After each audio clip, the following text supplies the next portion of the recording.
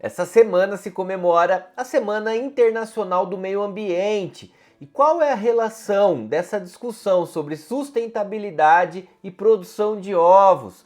Quem me conhece sabe, quem já acompanha o meu trabalho, que eu tenho uma relação muito próxima com essa discussão da sustentabilidade. Meu mestrado, meu doutorado foi numa área relacionada a esse tema, apesar da minha tese ter sido sobre sistemas caipiras de produção de ovos. Aliás, os sistemas caipiras de produção, eles são muito próximos, muito correlacionados com essa discussão ambiental, com essa discussão da sustentabilidade nos seus diferentes eixos. Só que hoje vamos aprofundar um pouquinho mais. Vamos olhar o ápice da sustentabilidade, o ápice que dá para chegar com produção de ovos e conciliando a questão do meio ambiente e, é claro, agregando valor ao produto e correspondendo ao nosso objetivo, que é gerar lucro, gerar renda com a produção de ovos. E falando em escola, seja bem-vindo à Escola de Avicultores. Eu sou o professor César, caso você não me conheça. E se você quer aprender a dominar as técnicas de produção em sistemas caipiras,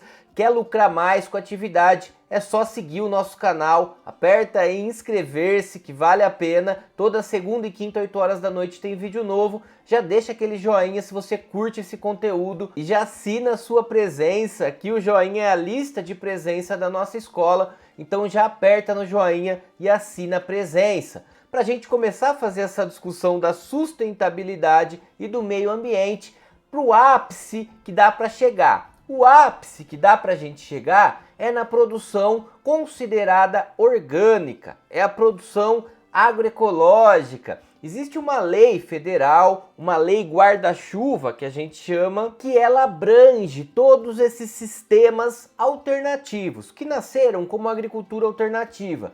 Então, dentro dessa produção orgânica, muita gente confunde às vezes, fala minha produção é orgânica porque eu não uso ração, porque eu não tenho genética aqui nas galinhas. Não é bem assim. Para ser considerado orgânico, precisa seguir uma legislação específica, uma lei de 2003, e esse vídeo está muito vinculado a uma atualização que aconteceu agora em 2021. E a gente entra aí para discutir um universo que ele é muito amplo e não muito explorado, principalmente no Brasil. Se a gente pegar na produção orgânica, tem a agricultura natural, que foi desenvolvida no Japão por Mokichi Okada, tem a agricultura biodinâmica de Rudolf Steiner, da Alemanha. Você tem várias vertentes da agricultura alternativa, que são aí o ápice do meio ambiente, da integração. Hoje em dia, isso existe há muito tempo, mas hoje em dia está cada vez mais na pauta a agroecologia e principalmente os sistemas agroflorestais. Isso está muito relacionado com o nosso sistema caipira, porque a gente tem área de pasto, e área de pasto a gente pode implementar, aliás deve, espécies arbóreas e com funções de geração de renda, funções de integração entre a questão da produção animal e a produção vegetal, através de agroflorestas, não muito densas, porque é área de pasto, mas dá para trabalhar, deve ser trabalhado. E aí entra em um dos pontos, um dos eixos, que é a agricultura regenerativa. Então você tem vários caminhos, agricultura ecológica, biológica, são escolas de agriculturas alternativas que nasceram em diferentes locais do mundo, que hoje são consideradas aí da agricultura orgânica. Precisaram organizar melhor, existe até uma contestação sobre essa inclusão de todas essas escolas no termo orgânico. Orgânico muita gente enxerga que é mais para mercado, um nicho, enquanto outras vertentes como a agroecologia, ela está mais vinculada a uma relação mais próxima mesmo com a terra, agricultura familiar, enfim, cada vertente tem o seu olhar para a agricultura, que vai divergir sempre da agricultura convencional, de larga escala, produção de commodities, principalmente com relação à utilização dos adubos sintéticos, dos agrotóxicos. Então a gente tem essa relação que foi passada para a avicultura. A avicultura bebe dessa fonte, então você tem na avicultura a produção agroecológica de ovos, ovos agroecológicos. Você tem biodinâmica, produções em sistemas biodinâmicos sendo considerados como produção de ovos, ovos biodinâmicos. Então, dentro da perspectiva do orgânico, você ainda tem vários braços para ser explorado. ainda é um ambiente muito pequeno de exploração, tem muito potencial de crescimento daqui para frente, mas está tudo pautado no orgânico. Por isso que a gente vai discutir um pouquinho o que você precisa para produzir esse tipo de ovo, para agregar valor ao seu produto. Aí é o máximo de agregação de valor, porque você recorta um nicho tão específico que está preocupado com outras dimensões, que é o que a gente vai discutir aqui agora, que você agrega um valor, o máximo de valor. Então, é o ápice aí do ponto de vista de respeito às questões ambientais, sociais, questões de bem-estar animal. Além disso, é o ápice de agregação de valor, que é um nicho muito específico, muito recortado. Mas para ser considerado ovo orgânico, ele precisa seguir, como eu disse, a lei de 2003, na verdade, e em 2021 foi publicada a Portaria 52, em março, foi atualizada a legislação, tinha uma instrução normativa que vigorava até então, só que o que vale a partir de 2021 é essa portaria. Você tem a lei de 2003 e a portaria, que é uma legislação que vai trazer todas as normas, todas as regras para você dizer que seu ovo é orgânico. Então você não pode escrever no rótulo ovo orgânico. Para ser orgânico, primeiro de tudo, você precisa seguir uma lei. A lei federal, seguir a portaria, tudo que está estabelecido aqui. Inclusive é diferente do caipira, essa é a nossa briga. O caipira a gente segue uma norma da BNT. Apesar de ser uma norma que tem que ser seguida, tem as suas regras, mas não tem força de lei de fato, como a lei do orgânico. A lei do orgânico, então, você tem que seguir todas as regras estabelecidas e ser certificado. Esse é um ponto importante. Para você dizer que seu ovo é orgânico, você tem que passar por algum processo de certificação. Alguém tem que dizer para você que aquilo realmente é orgânico. Para você não, para o seu público, né? Para o seu consumidor, tem que ser atestado que realmente você está seguindo a lei. Então é seguir as regras e seguir aí também com as certificações. A gente vai discutir um pouquinho isso, mas antes eu queria passar por alguns pontos que são fundamentais para você entender dos desafios e da oportunidade de a gente trabalhar com esse tipo de produto, agregar mais valor aí produzindo um ovo com a máxima perspectiva da sustentabilidade, que é a produção agroecológica, a produção orgânica. Só que o primeiro gargalo que a gente tem está relacionado à nutrição. Para eu poder dizer que meu ovo é orgânico, eu não posso utilizar alimentos que não sejam de origem orgânica. Eu só posso trabalhar com matéria-prima, os ingredientes da ração, orgânicos. O que significa isso? Significa que o milho que eu estou utilizando na mistura, ele tem que ser orgânico. E para ele ser orgânico, na lavoura do milho não pode ter sido utilizado adubos sintéticos, defensivos agrícolas, nada disso pode ser utilizado. Você só pode utilizar biológicos, produtos naturais, homeopatia, fitoterapia, tanto para a produção animal quanto para a produção vegetal. E tem que ser certificado, então o milho tem que ser certificado orgânico. E é claro, não só o milho, como o farelo de soja, como o núcleo também tem que ser certificado orgânico. A extração dos minerais tem que levar em consideração alguns pontos. O núcleo até é mais fácil de conseguir. O nosso problema maior é com relação ao farelo de soja. Produzir soja orgânica é complexo. Depende de condições edafoclimáticas e hoje a gente está na mão de praticamente 2 empresas do Paraná que vendem em grande volume farelo de soja orgânico e isso vai onerar muitos custos. A gente tem uma brechinha aí na lei que pode utilizar 20% de alimentos não orgânicos na mistura, porém isso é muito restrito, só quando realmente não encontra, quando dá algum problema, mas invariavelmente a longo prazo você vai ter que utilizar só alimentos de origem orgânica na formulação. E um outro ponto que é muito crucial aqui é com relação aos transgênicos. Hoje em dia é quase impossível você ir numa casa agropecuária e encontrar no saco de ração, do saco de farelo de soja, do milho, né, algum alimento que não seja transgênico. Milho, para produção de ração, ele é transgênico. Farelo de soja, a soja é transgênica. E para a produção orgânica não pode, é proibido por lei utilizar alimentos transgênicos.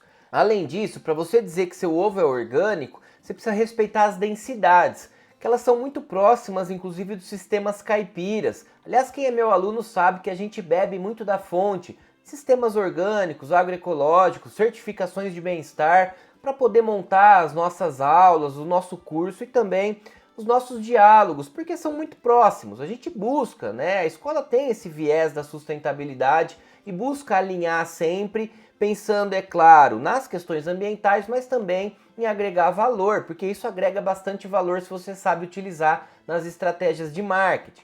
Mas a densidade para a produção orgânica é de 7 aves por metro quadrado dentro do galpão, é igual do caipira, né, da norma da BNT. Mudou isso agora na nova portaria, antes era 6 para orgânico, agora passou a ser 7 para orgânico dentro do galpão. Então você não pode ultrapassar 7 aves por metro quadrado para dizer nem que é caipira, caipira também é esse o limite, e nem orgânico. A diferença do caipira para o orgânico é na área de pasto. Na área de pasto do orgânico, você precisa respeitar 3 metros quadrados para cada ave se o seu sistema é extensivo. É aquela área de pasto sem divisão, sem piquetes. Então, se você tem uma área de pasto contínua, sem divisão, é 3 metros quadrados para cada ave que você vai ter que deixar. Agora, se você divide, pelo menos faz uma cerca, faz um piquete ali, divide em 2, a partir de 2 a gente já considera o piquete para a lei do orgânico, você vai trabalhar em 0,8 metros quadrados para cada ave. Na norma anterior do orgânico era 1 metro quadrado para cada ave. Agora eles trouxeram aí para 0,8. Isso tem que ser calculado no piquete. Essa é a diferença para o caipira. Para a produção orgânica, de ovo orgânico, frango orgânico também, você tem um período de conversão.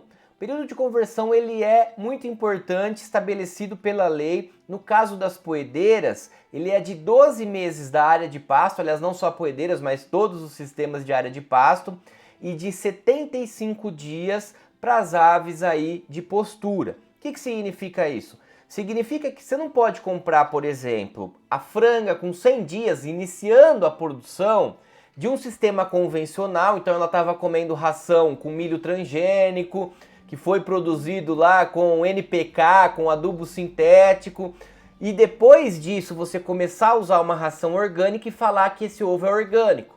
Por exemplo, começou a pingar ali 20 dias depois, você já começar a vender esse ovo como orgânico. Isso não pode. Você só pode dizer que esse ovo é orgânico quando pelo menos 75 dias essa ave passou no seu sistema sendo tratada aí como um sistema orgânico de fato, comendo ração orgânica, com todos os cuidados, os dimensionamentos aí que exigem a lei. E para a área de pasto, você tem que provar que nos últimos 12 meses você não utilizou nada ali de adubo sintético, não jogou um NPK, só usou adubo natural, adubo orgânico, não aplicou nenhum defensivo agrícola ali na região, próximo à área de pasto. Tem que fazer até análises aí de solo para garantir que nos últimos 12 meses esse ambiente ali ele tá natural, ele não recebeu nenhum tipo de intervenção sintética, né, do químico aí. Falando em químico, muita gente confunde aí a questão do orgânico com relação aos medicamentos. Até o caipira, ele é proibido a utilização de promotores de crescimento, como antimicrobianos de forma preventiva, antibióticos. Só deve ser utilizado realmente quando alguma doença comete aquela ave. Então a gente tem muito cuidado com relação à utilização de medicamentos, de antibióticos. A ideia é a prevenção máxima, utilização de calendários de vacinação, de biosseguridade e nunca precisar utilizar um medicamento curativo. Vamos lembrar que antibiótico, por exemplo, é um medicamento curativo, é só quando a ave realmente fica doente.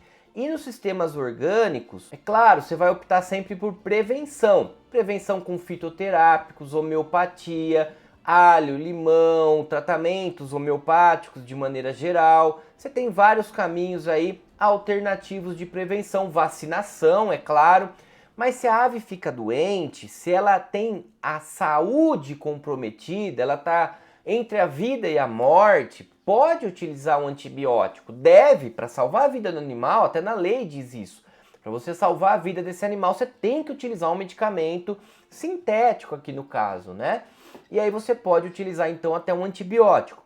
Mas tem algumas regrinhas. Então, por exemplo, a gente tem que seguir o período de carência da bula. Você vai utilizar lá um antibiótico que tem 14 dias de carência, esses 14 dias você não pode consumir o ovo e nem vender esse ovo. porque tem problema de consumir um ovo aí que pode ter resíduo de antibiótico.